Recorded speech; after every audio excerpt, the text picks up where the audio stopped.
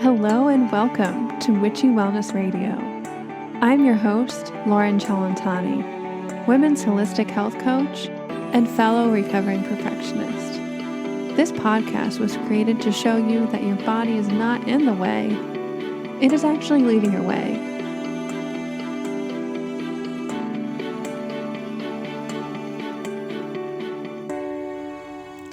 Hello everybody and welcome back to Witchy Wellness Radio.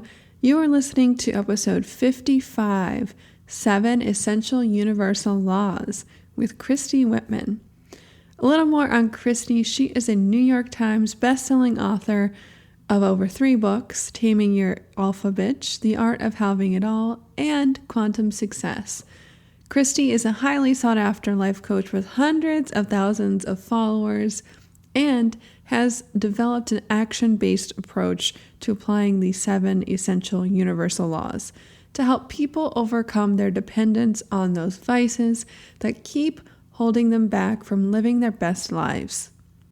Now, understanding the principles of each law, which is what we're going to talk about today, and using them to create a more intentional life can bring alignment and deliberate focus. This can help quell any of those limiting beliefs of feelings of anxiety, struggle, and lack, which often drive a person to rely on internal or external vices. Christy has shared her expertise about these 7 essential universal laws on national television and in print, including on The Today Show, The Morning Show, and in People, Women's Day, 17, and in Teen Vogue. Listen to today's episode with Christy Whitman, where we discuss these 7 essential universal laws and her 7 Vice Day Freedom Challenge. So without further ado, please enjoy episode 55, the 7 essential universal laws with our guest, Christy Whitman.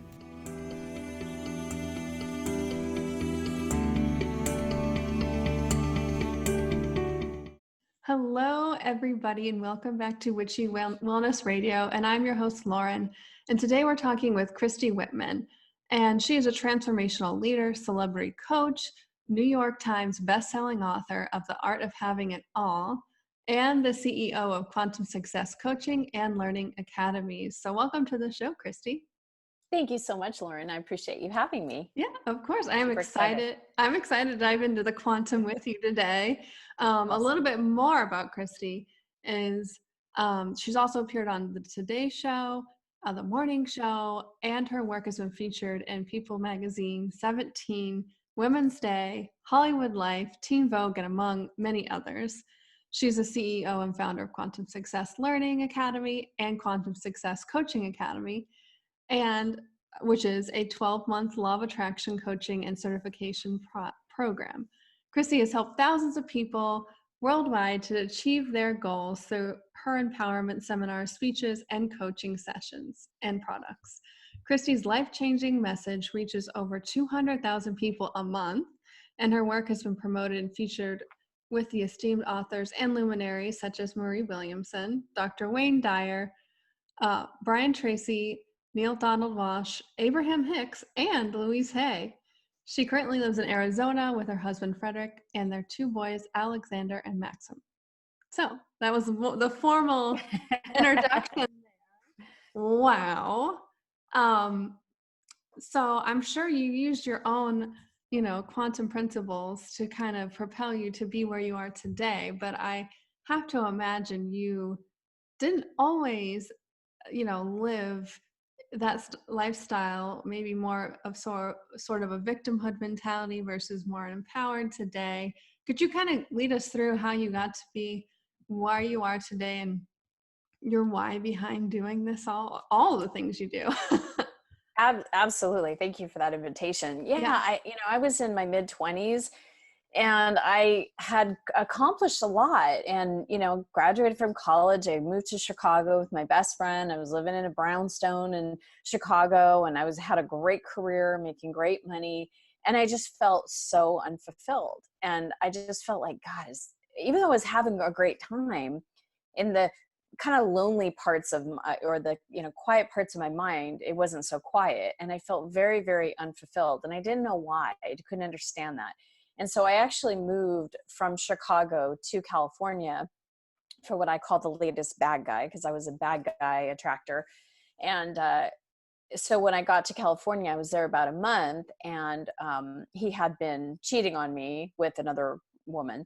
And so I broke up with him. But right before I broke up with him, I found out that he introduced me to a woman that was a hairdresser. And so I had to get my hair cut. So I went and saw Janine, and I was just enthralled by her. I was just mesmerized by her because she had something that I knew I didn't have, and I couldn't put my finger on it. I didn't have language around it.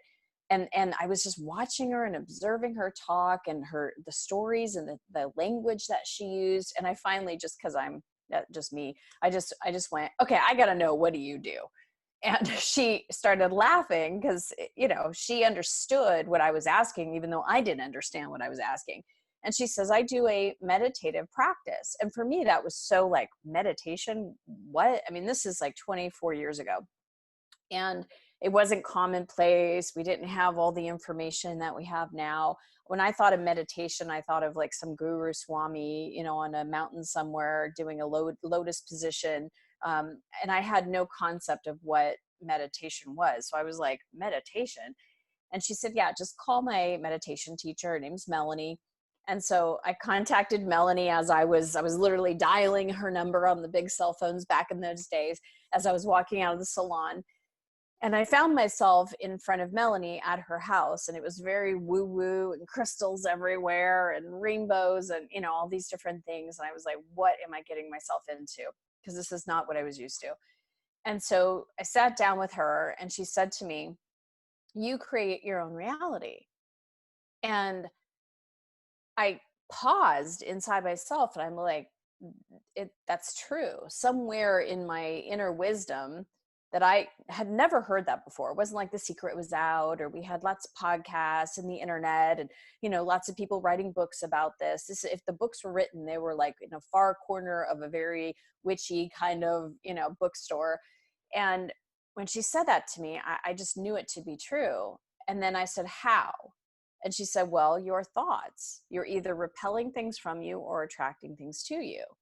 And again, I let that sink in. And it was a yes for me. That made sense. It was truth. And I again went, how? And so she gave me an assignment. She said, start paying attention to your thoughts and understand that just observing your thoughts, you can choose if you want to keep that thought process or not. And when she said that to me, I'm like, choose my thoughts? What do you mean? I mean, I had no idea that. I just thought the thoughts that I thought were real. I didn't know that I could actually stop a thought and choose something different and decide to think something else. And so that was amazing to me, to actually do the homework assignment and to actually start observing my thoughts. And as I did, I was almost walking around with my mouth open like all the time, because I was so negative. I was constantly criticizing myself and others and the universe and God, because God should do it a different way. I was just condemning everything. I was just negative and in a space of looking for what was wrong and bad. I was, what now I understand to be, in the mentality of lack. And I was constantly comparing myself to other people.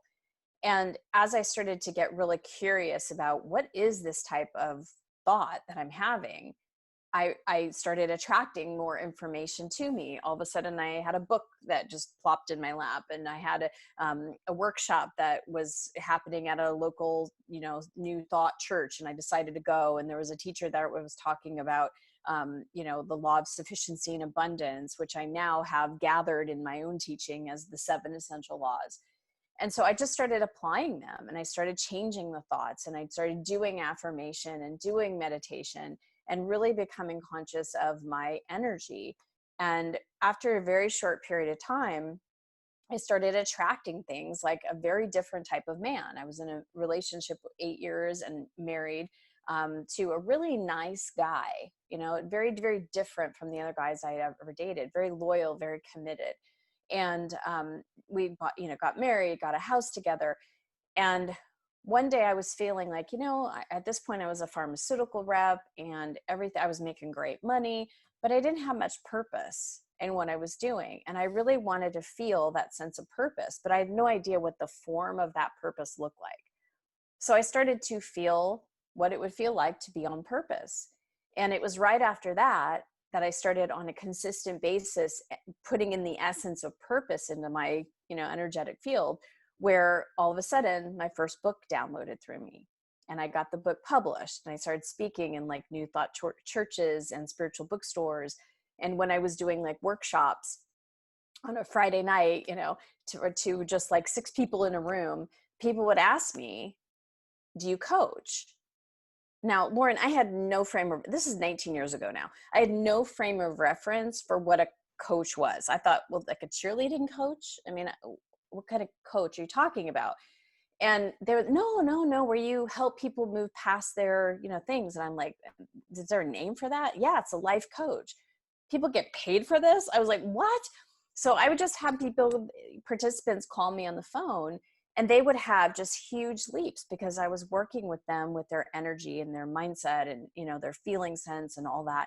And I just loved the feeling that I felt so on purpose with it, that I went to school for it. And I was a pharmaceutical rep for many more years after that, but I was coaching people at night and on weekends. And I was actually coaching people on my team, and they were having massive success because they didn't know about the universal laws. And universal laws are tried and true. And if you start to apply them, they open up vortices of energy of what you do want instead of what you don't want. And so I've just been on this journey. I've started my business full time about almost 14 years ago now, and haven't looked back. So that's been my journey. Amazing. Quite the journey indeed. Yes. And I'm assuming you have a podcast about conscious relationships. So I'm assuming that you manifested the right guy into your life as well. And it's just amazing when you show up and become that person and change your energy, you attract completely different people. It's the same story in my life as well, that I attracted a Yes. completely different partner that I didn't have to go anywhere to get. I didn't know, this was in the past couple of years, so online dating was really big. Didn't have to go online. Wasn't even looking. Yeah. And that's how powerful these universal laws are. And could we just go into briefly, I mean, we only have, less than an hour, those 7 laws, and kind of give us examples of each and maybe Sure. how to apply those? Yeah, that'd be great. Well, first one's easy because a lot of people have already heard about law of attraction because of The Secret. I like to start from the basis that everything is energy. Now, a lot of people have already heard that, but it's not a lot of people are living from that place.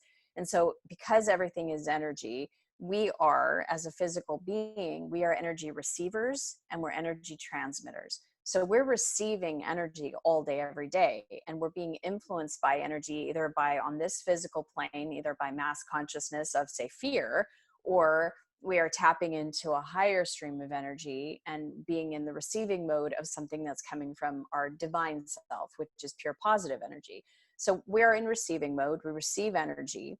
We have a choice in where we receive that energy. And we also have a choice in what energy we generate out.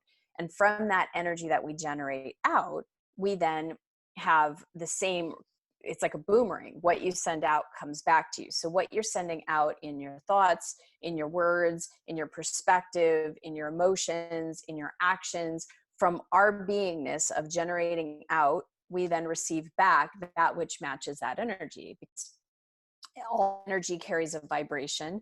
That vibration matches with other energies of that vibration, and then it creates into physical form, whether it's the man, the money, the career, the whatever it is.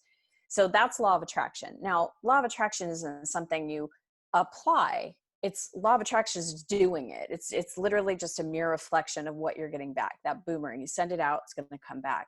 Where we get into where we need to apply the laws is the second law, which is the law of deliberate creation, where we're the ones that have a choice, because we have free will, where we're going to put our focus, where we're going to put our thoughts, where we're going to put our emotions. Like me back in the day when I was talking about it, I can choose my thoughts. My thoughts aren't real. We can have something that happens and have a reaction to it, and then realize that that same reaction is going to continue to create the same situations over and over again. So for example, I know money is a big thing. Every human needs it. Most humans have a negative relationship with it, or if they have a good relationship, they still have a lot of unwanted things around money. So let's use money as an example. You feel you don't have enough money, and there's a lot of people that do that even if they have money. You feel you don't have enough money, and all of a sudden you get an unexpected bill. You're looking at this, and now you're feeling in lack even more so. So you're giving off a vibration. The bill comes, and now you're even more fearful. You're in the place of, I can't afford this. I don't know how I'm going to get out of this. I don't know how I'm going to pay this. So you're looping into this spiral of lack. And when you're doing that, by law of attraction, it's going to match your vibration and give you more evidence of lack. But if you are a deliberate creator, you then look at that bill and say, okay, I can choose my thoughts. I can choose my reaction. I can choose my perspective. First of all, what do I want? Why do I want it? How do I want to feel? So when you're shifting from what do I want, now you're taking your mindset off of the contrast, what's not wanted, and putting it on what you do want. You're shifting your focus. And when you ask yourself, why am I wanting this? Now you're starting to evoke all the fun energy, because as you start to think about the whys, I want to have this amount of money in the bank every month so that I can travel. I can pay my bills freely. If there's an unexpected bill, I easily have it and it's not an issue, whatever it is. And then the bottom line, why? The vibrational reason, the essence, because I want to feel free. I want to feel secure. I want to feel joyful, whatever it is. And now you're vibrating in a different way. Now you're the one that deliberately created this new vortex of energy. And then law of attraction by law has to match that. When you start to do that, it kicks in the law of allowing, which is the third law. Law of allowing is when you feel expanded, when you feel aligned, when you feel that positive flow of energy, you feel good. And when you feel constricted, when you feel like you're in lack, when you feel like you can't get out of victim mentality, you mentioned that, when you feel like there's no solutions to whatever issues that you're having, there's a constriction that happens, there's a fear, and that's not allowing. It's not allowing the flow of the universe for things to manifest. So that's the third law. Fourth law is really, for me, the one that I feel pulls it all together, and that is the law of sufficiency and abundance. So the fourth law is really important because when you look at things as a spectrum, on one side you have lack, and on the other side you have abundance. And there's a tipping point somewhere in the middle where you have to tip into abundance, and that place is satisfaction. That place is, you're really satiated. You're feeling the positive aspects of things. You might not be over the moon, but you can at least find the positive aspects. You could be grateful, appreciative, and that gets you more into the realm of abundance. Lack always feels bad. Abundance always feels good. And you know how your flowing energy on any given subject, whether it's a man or not, a friend, a money, a career, well-being, whatever it is, based on how you feel when you put your attention on it. Bad is always lack, good is always abundance.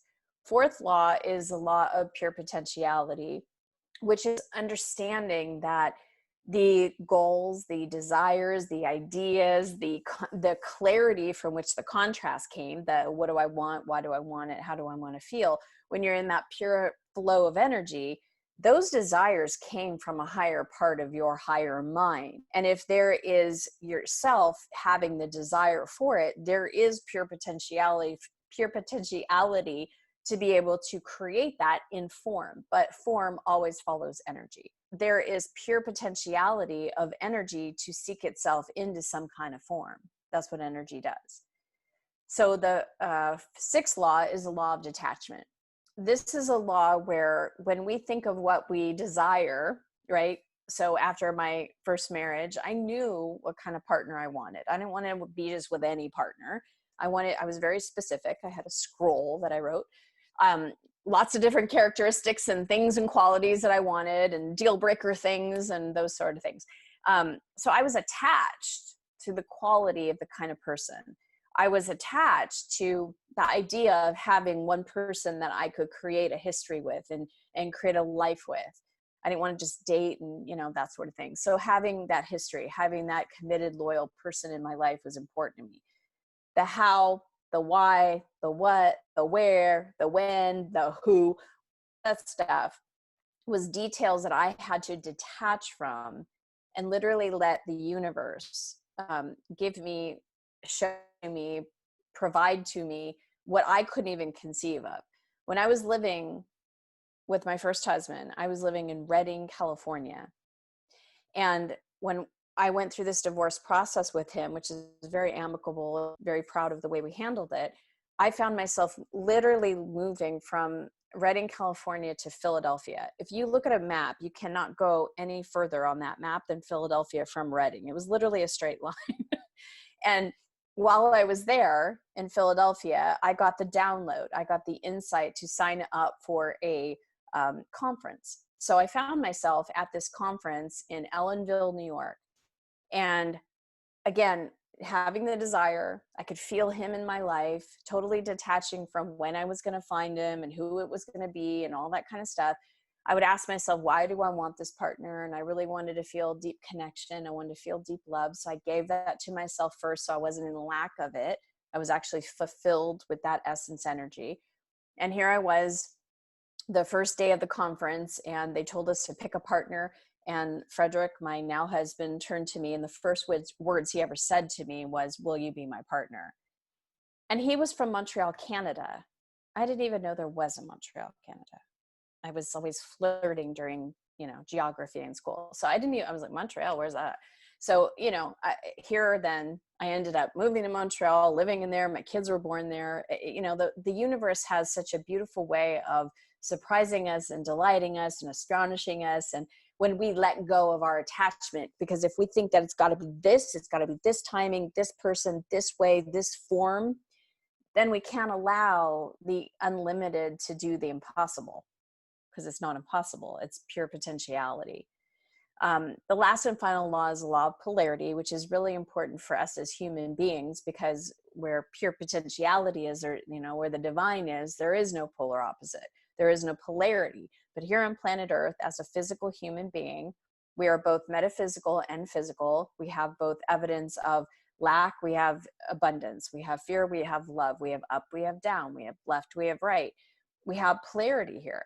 And when we can understand that there's a part of us experiencing some form of lack, there is a polar opposite part of us that can experience abundance.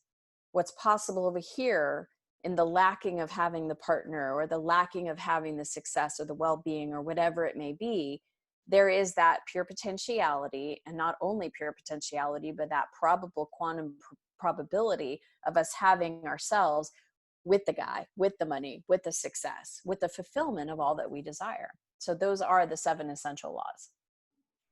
Wow. And very powerful to sum that up. And I think for me, practicing these laws in my life, I realize that it's never about the end result or what you get. It's that person you become and those emotions that you embody along the way. And it took me a while to get that, but I did. Lauren, you have just described the new book I am writing, and I'm turning in my manuscript tomorrow, called The Desire Factor. It's exactly that, is that we might have a desire, we may have a focus, and when you flow that energy through you and it enlivens you, that's the journey. It's not about the end result, because how many times do we get the desire, get the end result, and we're like, okay, great, now what's next? Yeah, now what's next. Next goal. And it's like, it's the desire factor. It's the life force that flows through us while we're on our way to manifesting. It's not the manifestation, it's the joy we feel along the way to manifesting. So you literally just said the words that came out of my book. I'm like, wow, what's happening? I knew this was going to be a good interview. I love it.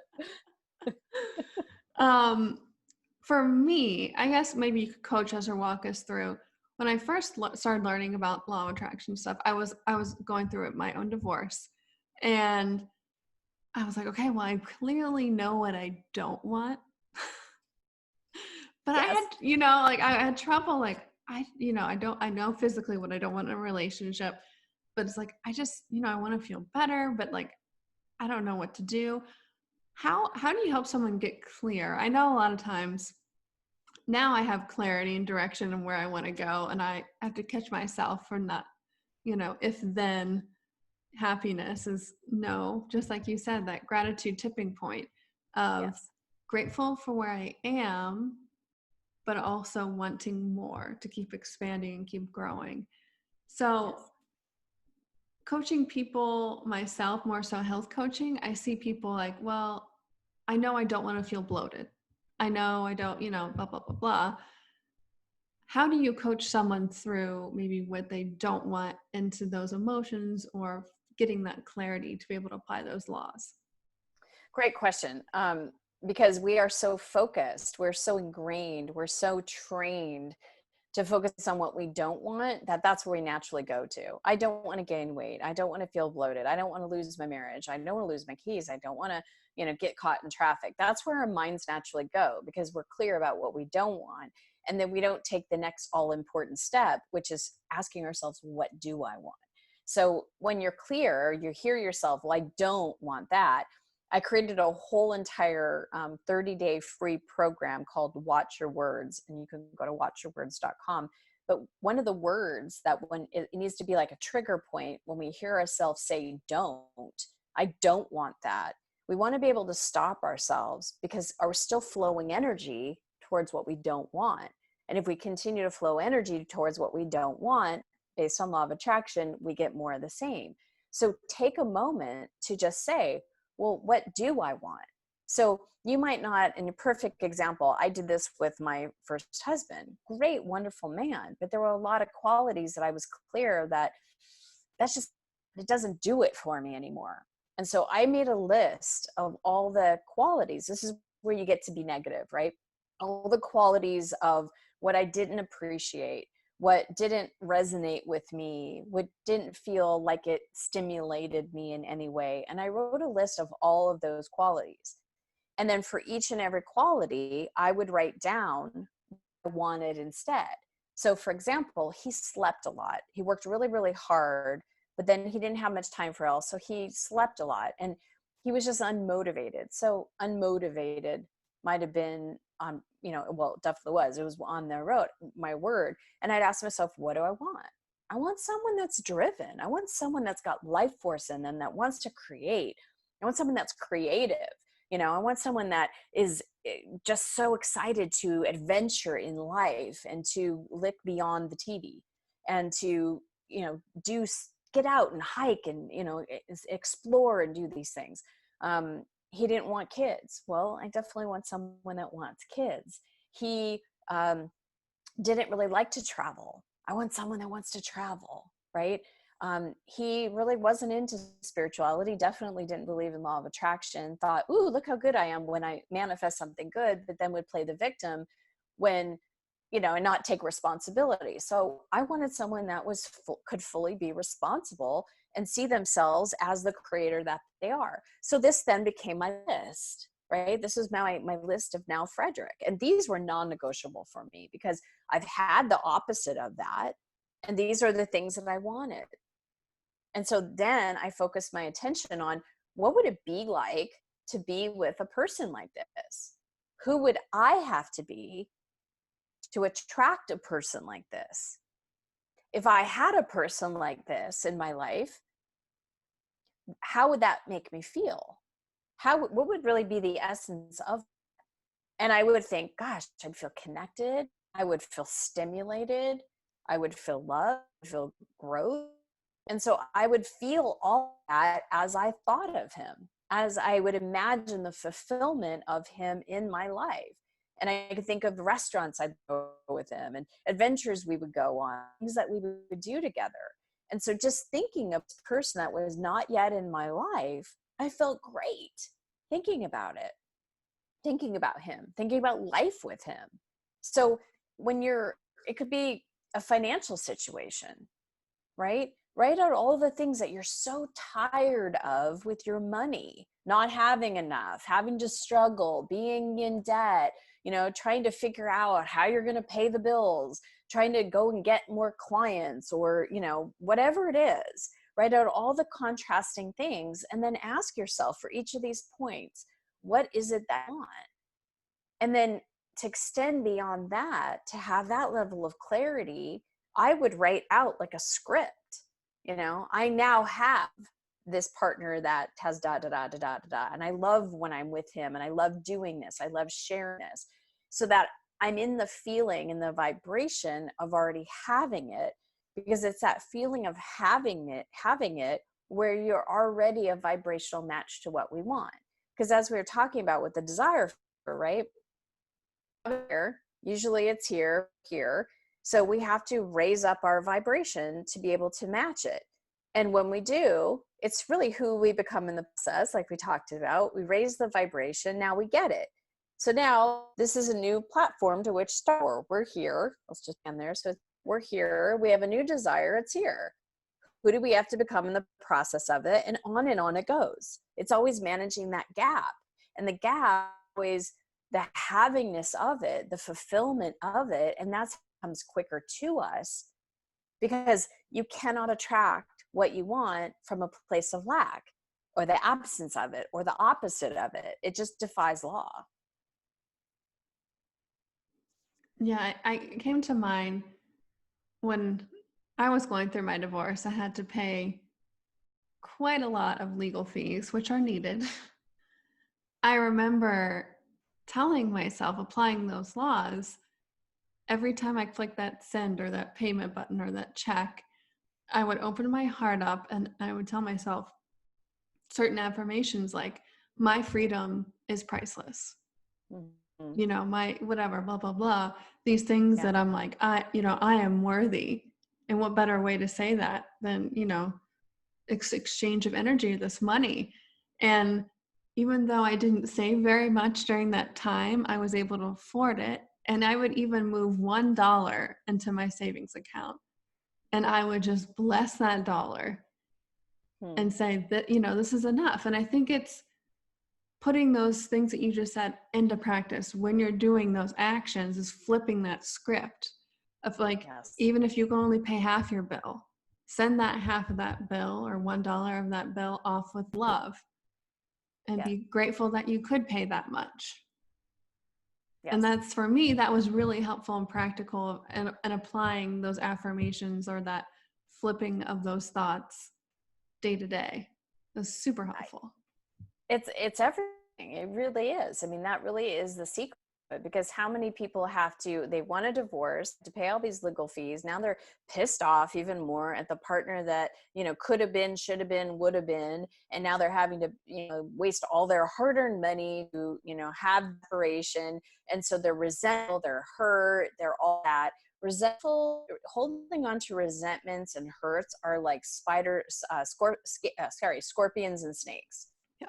They're going to bite you every time. And those are the kind of things, that hurts and resentments and fears and angers and all that kind of stuff, that siphon off your precious, powerful energy.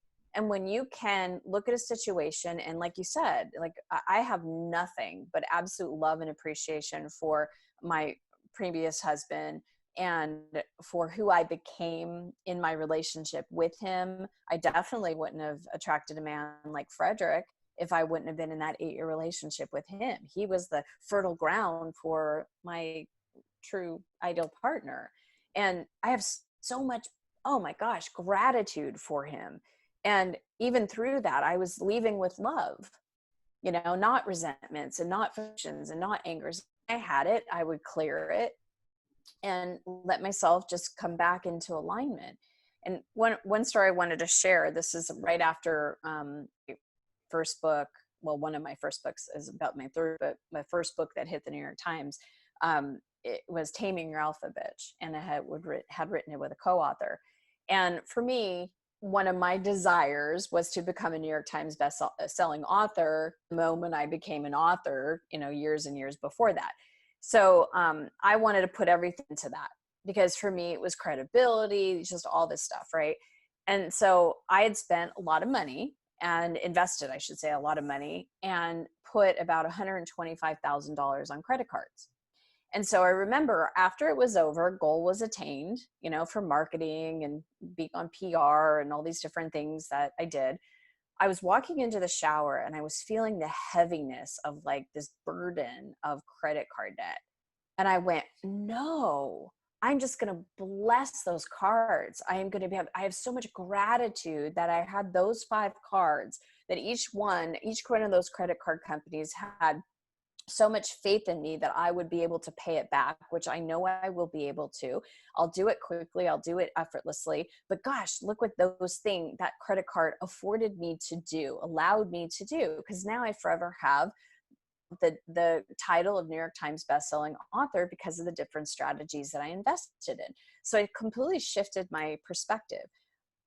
And 2 days later, all of a sudden I had a download, you know, I wonder how much money the merchant account has in reserve, and contacted the merchant account, and they had $260,000 of my money on reserve that they had not been releasing. I didn't think about it. My bookkeeper, nobody thought about it.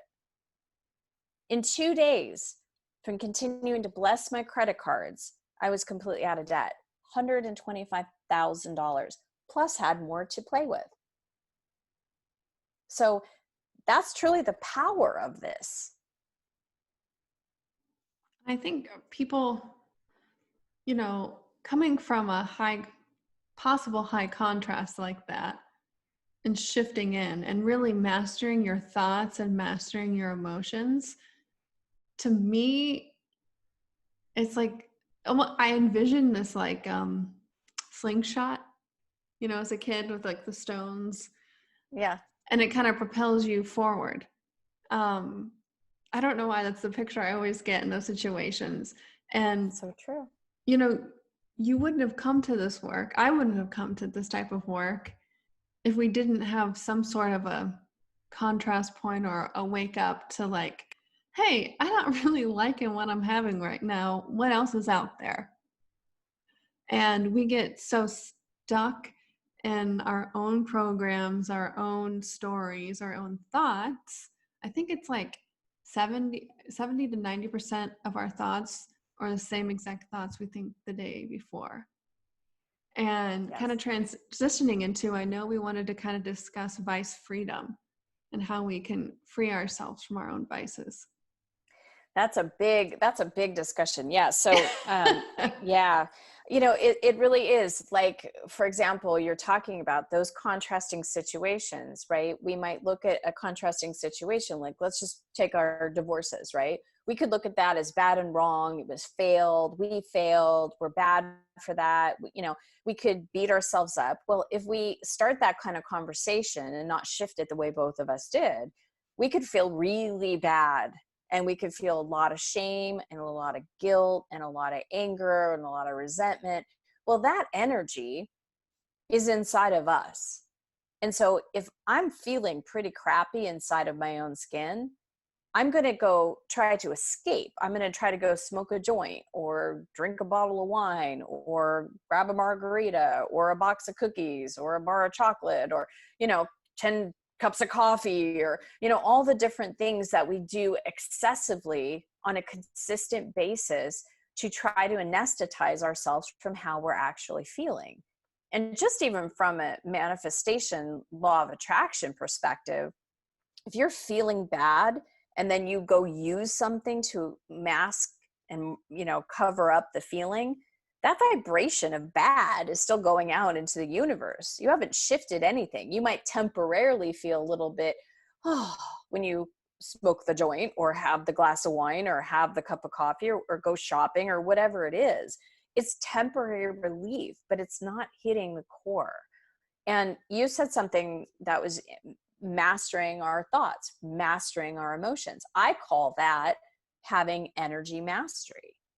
What we say, what we think, our emotions, if we could just sit with the shame that we feel and not have to sit with it and stay with it and let mind, you know, make us feel worse, but be able to isolate the thoughts from the emotions and just feel the energy of those emotions to finally let them release where they've been stuck, then we would be back in the possibility of being connected to the divine that loves us, and be able to think like it does, instead of shaming ourselves, actually enjoy ourselves and love ourselves.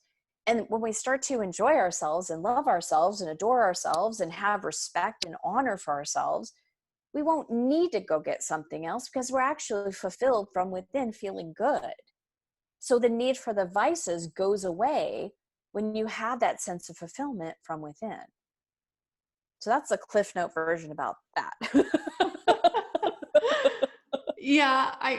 I hear you. And for me, I like to point out, and I've said this before on the show, how caffeine and coffee can be one of those vices, and we don't even realize. And for me, it's like, okay, if I don't feel like I'm fully aligned or I'm like high vibing, what am I going to do? Go grab some coffee, And it's I'm doing better with pausing myself. I'm like, okay, do I need this cup of coffee? Do I want this? Am I avoiding some emotional state? And I have to be, I just love coffee though, but I have to be more present with myself and say, what's really going on? And well, there's a difference though. If you're like, ooh, I just love the feeling that's of different. coffee, right? And I'm in the vibrational feeling place of yumminess of eating that piece of chocolate, right? Oh, that's going to feel so good to just sit with my friend on a deck somewhere and have a glass of wine. That's a very different thing and a very different experience than I'm feeling empty, so I need that cup of coffee to make me feel better. Yep. Right. 1,000%. And it's the same exact thing we're talking about towards a desire that we have. If you're motivated by greed to get this desire, or you think that you're missing something in your life, and so that's what propels you to get this desire, the avenue to get there is not going to be as joyful and fulfilling as, ooh, that would just be a fun desire. I want to experience that. I want to manifest. I want to put energy towards that. It's the same thing. That the goal might be the same thing, or the desire might be the same thing for two different people, but it's who you become in the process, like we talked about. But it's like the energy that you give towards that desire. Two people could get there to that desire. One person could feel that total fulfillment along the way to the desire and get it and feel like, oh, that was awesome. Someone else could feel lack, finally get there with hard work and effort, get the desire, and they're like, is that it? I thought that was going to fulfill me. Next, maybe it's not this amount of money. Maybe I have to make this amount of money. Maybe it wasn't getting married. Maybe I should have a baby. Oh, that didn't do it. Maybe I should have another baby, and on and on and on it goes. So if we're feeling that isolation, that disconnection, that lack, that separation, you were saying victim consciousness, if we're feeling that on our way to anything, it's just not going to be a joyous journey. And we're meant to feel joy. We're meant to, it's meant to be fun. Like I try to remind myself, this is just one big playground, if you will. Yes. We have the divine that thought of us, that had the desire factor to individualize itself into each one of us. And it's in fun, it's in joy, it's in creativity. And when we connect with that part of us, we get to let that part flow. Just that, most of us were conditioned that hard work and struggle and drive and prove yourself and got to make everybody happy and, all the things that are not of the alignment. Because who did we learn those things from? Well, the people that raised us in society. And, they weren't necessarily the most connected people to teach us that stuff, but how they couldn't teach us what they didn't know. And so it's now an opportunity, and thank goodness that, this information is more readily available, because we're all a little bit more, some may not be, but there's a lot more of us that are awake and aware and becoming more so every day to the fact of getting out of that lower level place of victim consciousness where things happen to us, instead of getting into that next level of what we're talking about, of being a deliberate creator, where we're the cause and the effect is what we give out. Could you talk a little bit about, I know this is not true, but sometimes looking at it, this is a new concept.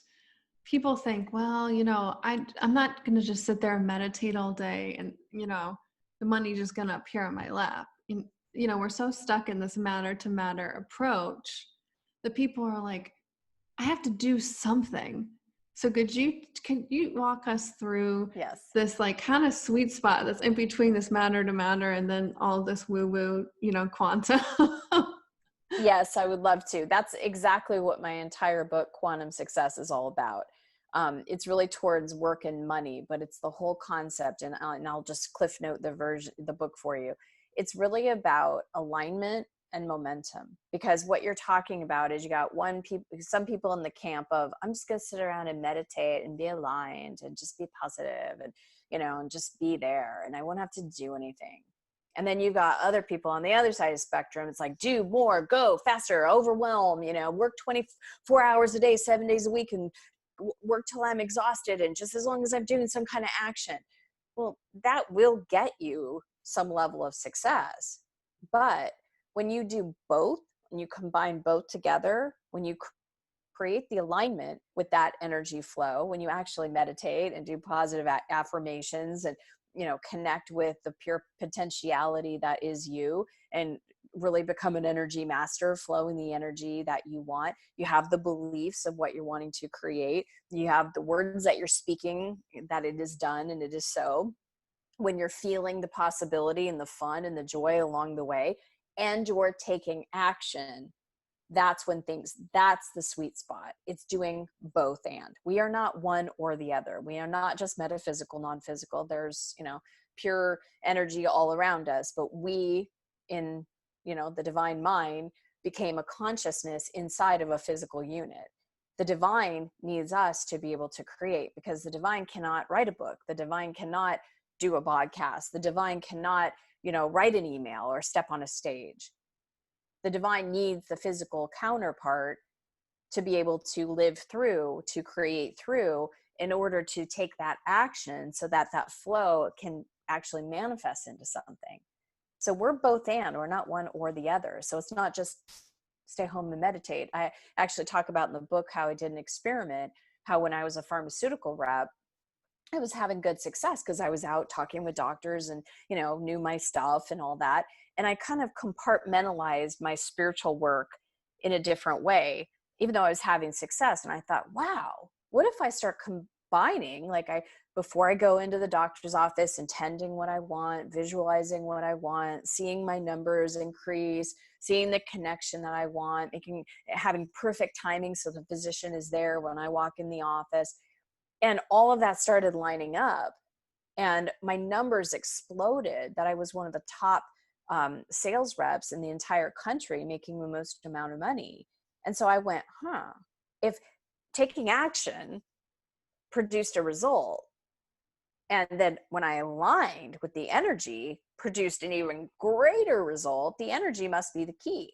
So I did an experiment. I said, I am not going out to a doctor's office for 1 month. And I didn't. I took an entire month off. I would visit energetically my doctors. I would sit around and meditate.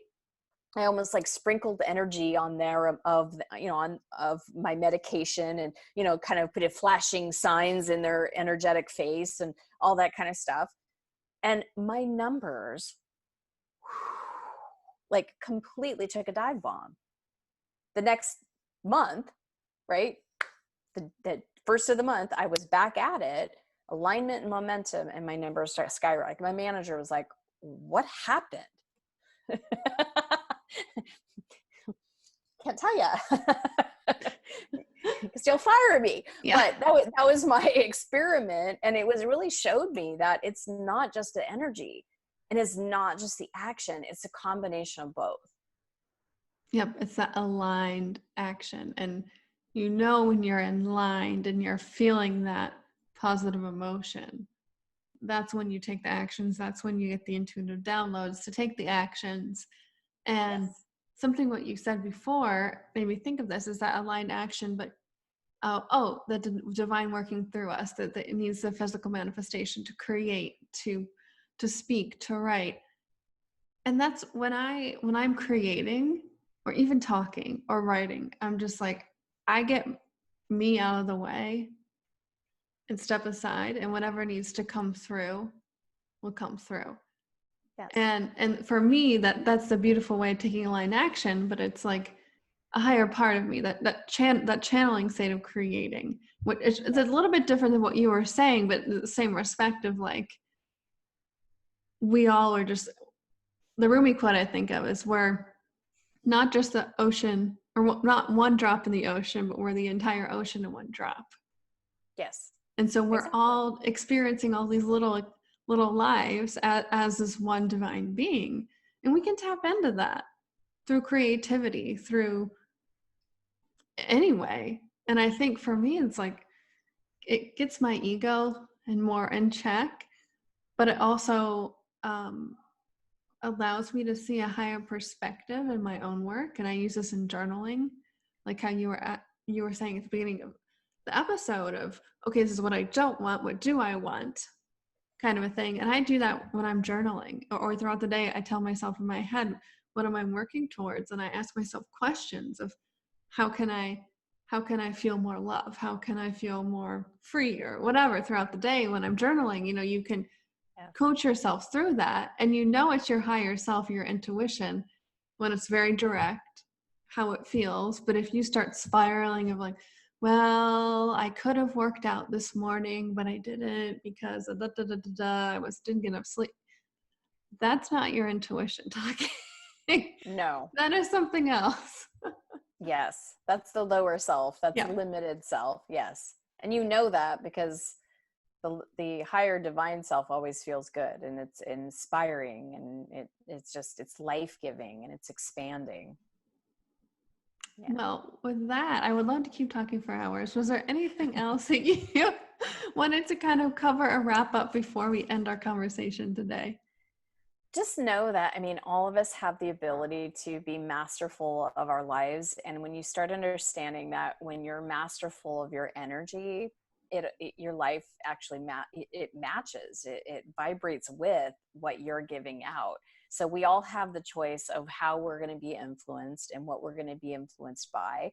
And we have to know what energy that is. Right now there's a lot of fear going out on the whole airways, and are we going to allow ourselves to be influenced by that, or are we going to tap into the divine that is literally our life partner, because it's breathing us, it's never not with us, it's beating our hearts, it's circulating our blood, it's our source, it's our provider, it's our protector, it's our truly our well-being, our abundance, our success, our loving relationships.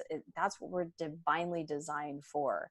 And so in times like this, or any time for that matter, that energy is coming at you, you can either choose to have yourself be influenced by the physical plane that feels limited, or by a higher plane that feels unlimited.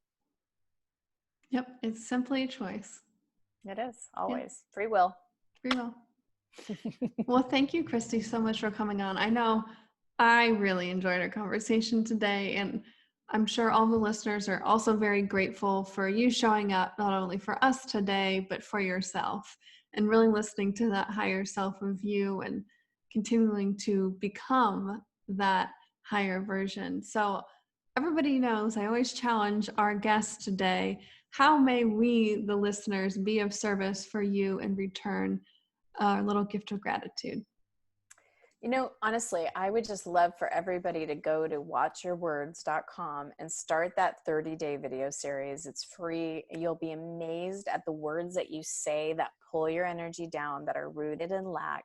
And that's my challenge, is that start shifting your words, and you'll start feeling differently. You'll start seeing, and you'll get different options. Each day I give a word or a phrase, why you want to shift it, and then what you want to say instead, or different options that you could say instead. And you do that, and you will be creating more light within yourself. You'll be able to be more connected to pure potentiality. And more of us on this planet need to be that way.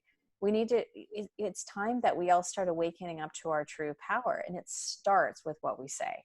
It starts with our words. And it says in the Bible, in the beginning, there's the word. So it's the beginning of all creation. Mm-hmm. It's powerful. I am. That's what you say. Well, thank you again. And I just have to say, if you are a passionate person who wants to help the world, change the world, it starts here first. It starts with change yourself, and the world will change. energy will always match up. So thank you again, Christy, for coming on. I so enjoyed talking with you today. Lauren, thank you for what you do in the world, and thank you for having me as a guest. I'm truly honored to be with you and to get to spread light with you and be a light worker with you. Yeah,